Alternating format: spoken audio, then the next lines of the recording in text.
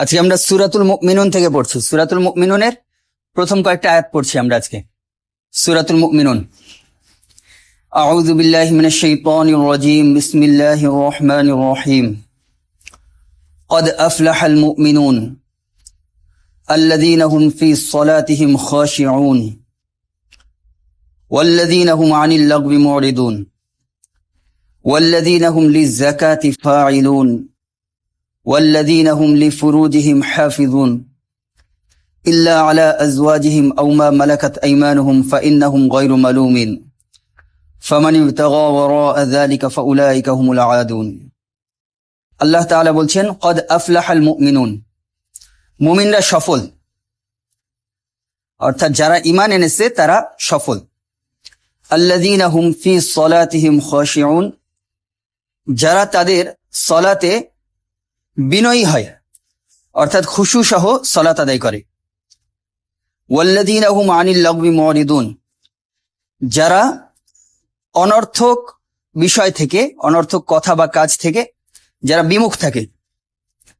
ওয়াল্লাযীনা হুম লিযাকাতি ফাইলুন, যারা যাকাত আদায় করে। আচ্ছা, ওয়াল্লাযীনা হুম লিফুরুজিহিম হাফিজুন, আর যারা তাদের লজ্জাস্থানকে হেফাজত করে। এই আয়াতগুলোতে আল্লাহ তাআলা মুমিনরা সফল, প্রথমে আল্লাহ তাআলা শুরু করেছেন যে প্রথম কথা আল্লাহ তাআলা এই আয়াতগুলোতে যা বলেছেন সেটা হলো মুমিনরা সফল।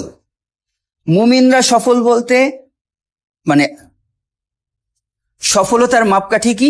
সফলতার মাপকাঠি হলো মুমিন হওয়া। যে মুমিন সে সফল।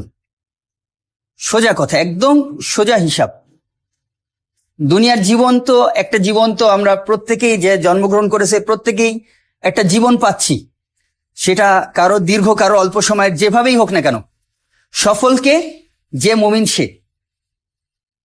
এটা আমাদের একজন মুমিন হিসাবে, বা আমি যেহেতু আল্লাহর উপর ঈমান এনেছি, আমার মাথায় যেন এই জিনিসটা স্পষ্ট থাকে। সফলতার মাপকাঠি কি? মুমিন হওয়া। সফলতার কিসের মাধ্যমে সফল হয়ে যায়?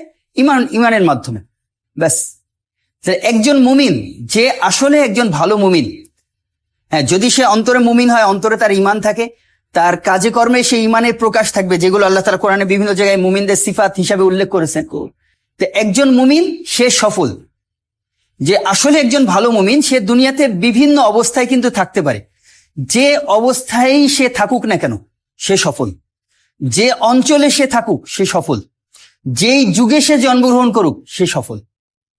বুঝতে পারছেন? তাহলে সফলতা কার জন্য? সফলতা মুমিনের জন্য। তো একটা মুমিন কিন্তু বিকলাঙ্গ হয়ে জন্মগ্রহণ করতে পারে, প্রতিবন্ধী হয়ে জন্মগ্রহণ করতে পারে, হাত নেই পা নেই, এরকম মুমিন হতে পারে না। কিন্তু ওই পঙ্গু মুমিনটা, সে মুমিন অবস্থায় দুনিয়াতে বেঁচে ছিল, মুমিন অবস্থায় মারা গেছে, সে সফল দুনিয়াতে। বুঝতে পেরেছেন? তাহলে সফলতার মাপকাঠি মুমিন হওয়া, সফলতার মাপকাঠি ঈমান। ব্যাস, এটা আমাদের যেন আমাদের সামনে, আমাদের একজন মুমিনের সামনে যেন সফলতার কি, কাকে বলে, এটার একটা স্পষ্ট ধারণা থাকে। আমাদের কোনোভাবে যেন এই জায়গাটা ঘোলা না হয়ে যায়। সফলতা কারে বলে? হ্যাঁ, যে মুমিন সে আখেরাতেও সে মুক্তি পাবে। যে মুমিন ভালো মুমিন, সে হাসরের ময়দানে জাহান্নামের আগুন থেকে মুক্তি পাবে, জান্নাতে প্রবেশ করতে পারবে। সেই হিসেবে কোরআনের অন্য জায়গায় এইভাবে বলা আছে, ফামান যুহজিয়া আনিন নারি ওয়া উদখিলাল জান্নাতা ফাকাদ ফাজ। যে জাহান্নামের আগুন থেকে যে যাকে দূরে সরানো হলো আর জান্নাতে যাকে প্রবেশ করানো হলো সে সফল। একই কথা, যে মুমিন তার জন্যই জান্নাত এবং তার সেই জাহান্নাম থেকে মুক্তি পাবে। তাহলে বুঝতে পেরেছি আমরা সফলতা কাকে বলে। তাহলে যদি দেখেন যে কোন জালেমের হাতে দুনিয়ার সমস্ত মুমিন মারা গেল, এমনটা আর হবে না, ধরলাম কোন একটা নির্দিষ্ট অঞ্চলের সমস্ত মুমিন মারা গেল কোন একটা জালেমের হাতে, এই মুমিনটা সফল হলো না, সফল হয়ে মারা গেল না ব্যর্থ হয়ে মারা গেল? ব্যাস, যারা মারা গেছে তারা সফল। আসহাবুল উখদুদের যে ঘটনাটা, আসহাবুল উখদুদ বলতে যারা গর্তে ফেলে মানুষকে আগুন দিয়ে পুড়ায় মেরেছিল যে জালেমরা, সেই আসহাবুল উখদুদ, তারা যে মানুষদেরকে, যে মুমিনদেরকে একেবারে সবাইরে মেরে ফেলেছিল আগুন দিয়ে পুড়ায়, তো সেই মুমিনরা সফল না ব্যর্থ? ব্যাস, সফল। এইটা আমাদের জন্য মাথায় থাকে যে আমরা সফলতা বলতে কি বুঝি। আমরা সফলতা বলতে বুঝি মুমিন হওয়াকে। আমরা সফলতা বলতে বুঝি জাহান্নামের আগুন থেকে বেঁচে জান্নাতে প্রবেশ করাকে। তো কোনো অবস্থায় কোনো কল্যাণ চিন্তা, মনে করেন আমাদের উম্মাতের জন্য কল্যাণ, উম্মাতের জন্য অকল্যাণ, এইরকম কোনো হিসাব করতে গিয়েও যেন আমাদের মাথায় এটা থাকে। সফলতা কি? সফলতা মুমিন হওয়া। সফলতা আল্লাহর আযাব থেকে বেঁচে যাওয়া। সফলতা জাহান্নাম থেকে বাঁচতে পারা আর জান্নাতে প্রবেশ করতে পারা। আল্লাহ তাআলা আমাদেরকে বোঝার তৌফিক দান করেন। তাহলে সফলদের প্রথম কথা আল্লাহ তাআলা প্রথম বৈশিষ্ট্য বলেছেন মুমিন হওয়া। যারা মুমিন তারা সফল। হ্যাঁ, দ্বিতীয় বৈশিষ্ট্য আল্লাহ তাআলা বলছেন আল্লাযীনা হুম ফি সলাতিহিম খাশিউন, যারা তাদের সলাতের মধ্যে বিনয়ী হয়। তাহলে সলাত আদায় করা মুমিনদের বৈশিষ্ট্য। আরেকটা যে আমি মুমিন, আমার ঈমান শক্তিশালী আছে, কিন্তু আমি সালাত আদায় করি না। তাহলে এটা আসলে মানে মুমিন কারা, তাদের কিছু সিফাত আল্লাহ তাআলা এখানেও যেমন বর্ণনা করেছেন, কোরআনে বিভিন্ন জায়গায় বর্ণনা করেছেন। আমার অন্তরে যদি ঈমান থাকে, আমার শরীরে, আমার কাজে কর্মে, কথায় আল্লাহ তার প্রতি আনুগত্য থাকবে। যদি এটা না থাকে তাহলে বুঝতে হবে আমার অন্তরে ঈমানে কোনো একটা সমস্যা আছে। সমস্যা না থাকলে এটা হচ্ছে না। বুঝতে পেরেছেন? তাহলে আল্লাযীনা হুম ফি সলাতিহিম খাশিউন, যারা তাদের সলাতের মধ্যে বিনয়ী হয়। একে তো সালাত আদায় করে না, সে আবার মুমিন। আমি সালাত আদায় করি না, আমার ঈমানটা ঠিক আছে, খুবই ভ্রান্ত একটা চিন্তা। আমার ঈমান ঠিক থাকলে আমার মধ্যে এই বৈশিষ্ট্যগুলো প্রকাশ পাবে।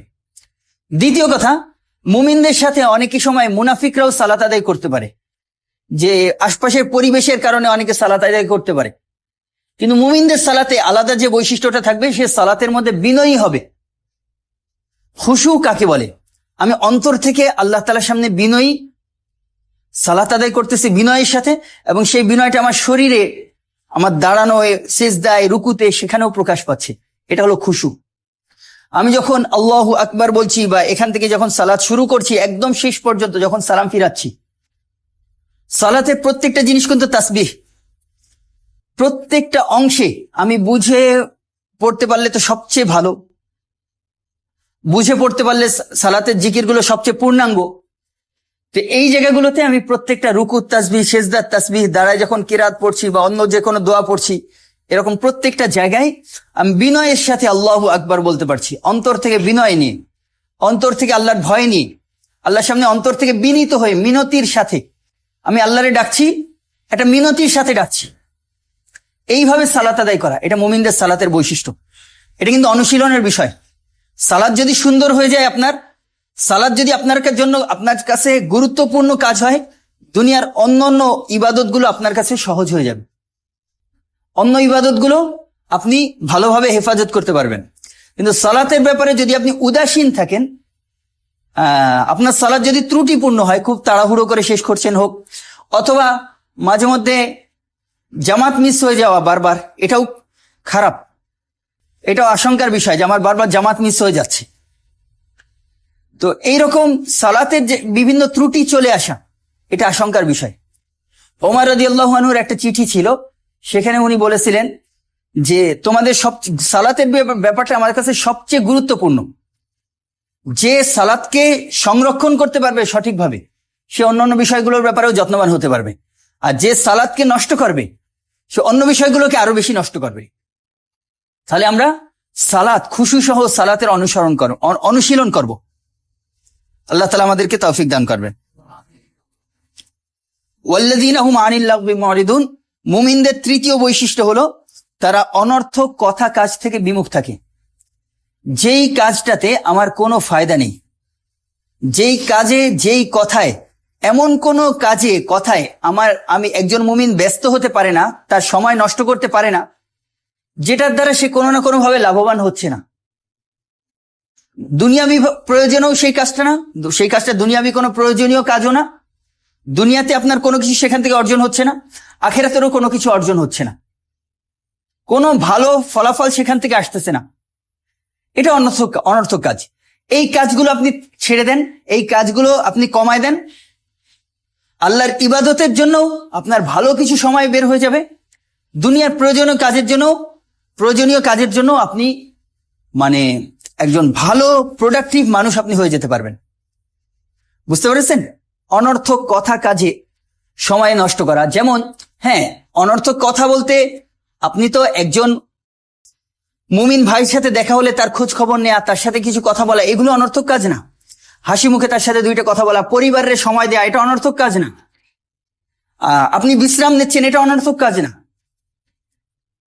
কিন্তু আপনি গেমে আসক্ত, গেম খেলেন, মোবাইলের গেম খেলেন ফোনে বা অন্য, যেইখান থেকে আপনার কোনো ভালো ফলাফল আসছে না, কিন্তু আপনার একটা সময় যাচ্ছে, আপনি একটা কাজে, অনর্থক একটা কাজে আপনি ব্যস্ত হয়ে পড়তেছেন। এটার কুপ্রভাব আপনার দিন দুনিয়া উভয় জায়গার উপর পড়বে। বুঝতে পেরেছেন? অনর্থক কাজের মধ্যে কিছু তো আছে হাই লেভেলের অনর্থক কাজ, যেটা বড় ধরনের হারামের মধ্যেও পড়ে, যেমন জুয়া।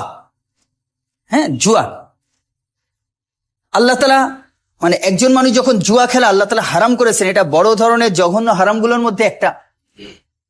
তো একজন মানুষ যখন জুয়ায় লিপ্ত হয়ে যায়, ওইটা তার একটা মানে আসক্তির মতো তারে টানতে থাকে, জিনিসটা টানতে টানতে এক পর্যায়ে সে তার জীবন, মানে বড় বড় প্রতিষ্ঠিত মানুষ, অনেক সুন্দর গোছানো একটা জীবন ছিল, এইরকম মানুষ, এরকম বহু মানুষ আপনি দেখতে পাবেন জুয়ার মাধ্যমে কি হয়েছে, একদম নিঃস্ব হয়েছে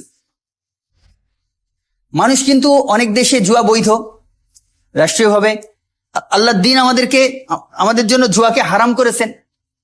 আল্লাহ তাআলা আমাদের জন্য জুয়াকে হারাম করেছেন, এটা আমাদের জন্য নিরাপত্তা। যদি আপনার বুঝতে ইচ্ছা হয়, বিভিন্ন ক্যাসিনোতে যারা যায় তাদের একটু ব্যক্তিগত জীবনটা আপনি দেখতে পারেন। লাস্ট একটা কথা বলে শেষ করছি। ফিলিপাইনে থাকতো আমার এক ভাই, সে আর কি বলছিল, ওখানে কিছু ক্যাসিনোতে দেখেছে যে অনেক প্রতিষ্ঠিত বিত্তশালী লোক, তারা বলছে সে দেখছে যে ক্যাসিনোর সামনে বসে সে 1 পয়সা 2 পয়সা যা পাচ্ছে তাই দিয়ে সে জুয়ায় বেট বাঁধছে। বলছে যে এরা নাকি এক সময় অনেক প্রতিষ্ঠিত মানুষ ছিল, অনেক সম্পদশালী ছিল, জুয়ায় আসক্ত হয়ে তার সম্পদও শেষ হয়েছে এবং নেশাটাও তার যায়নি, এখনো সে যা পায় তাই খেলতে নিয়ে সে জুয়া খেলতে চলে আসে। তো এটা তো হাই লেভেলের অনর্থক কাজের মধ্যে। এছাড়া আপনি যদি ছোটখাটো আসক্ত, মানে অনর্থক কাজের মধ্যে ব্যস্ত হয়ে যাওয়া, এই জিনিসটাও যদি আপনি চিন্তা করেন, শুধু ওই জিনিসটাকে আপনি নিয়ন্ত্রণ করেন, আল্লাহ তাআলা চাইলে আপনি অনেক দুনিয়া এবং আখিরাত দুই ধরনের কাজে আপনি অনেক প্রোডাক্টিভ হতে পারবেন। আপনি মনে করেন খুব গুনাহের কোনো কাজ করতেছেন না, অনর্থক ফেসবুকে স্ক্রল করা, এইটা ভাই নিয়ন্ত্রণ করেন। কিভাবে নিয়ন্ত্রণ করবেন? আপনি ফেসবুকে যদি ভালো কিছু করতে চান, সেটার জন্য আপনি সুনির্দিষ্ট কিছু সময় রাখেন, নির্ধারিত কিছু সময়, ওই সময়টা আপনি ঢুকবেন, ওই সময়টা আপনি বের হয়ে আসবেন, যখন তখন ঢুকে যাবেন না, এইটাকে শুধু কন্ট্রোল করেন। যখন তখন আপনি ফোন ব্যবহার করা শুরু করবেন না, অনর্থক আপনি স্ক্রল করা শুরু করবেন না, ফেসবুকে হোক বা ইউটিউবে হোক, অন্য যে কোনো জায়গায় হোক, এইটাকে নিয়ন্ত্রণ করেন। আল্লাহ তাআলা চাইলে আল্লাহর ইবাদতের জন্য এবং দুনিয়ার প্রয়োজনীয় কাজের জন্য আপনার একটা যথেষ্ট পরিমাণ সময় বের হয়ে আসবে। মুমিনদের একটা গুরুত্বপূর্ণ সিফাত অনর্থক কাজ থেকে বিমুখ। আমরা চেষ্টা করবো তো ইনশাআল্লাহ। তাহলে আমরা কি জানলাম? সফলতা হলো মুমিনদের জন্য। দ্বিতীয়ত, মুমিনদের একটা বৈশিষ্ট্য খুশি সহ সালাত।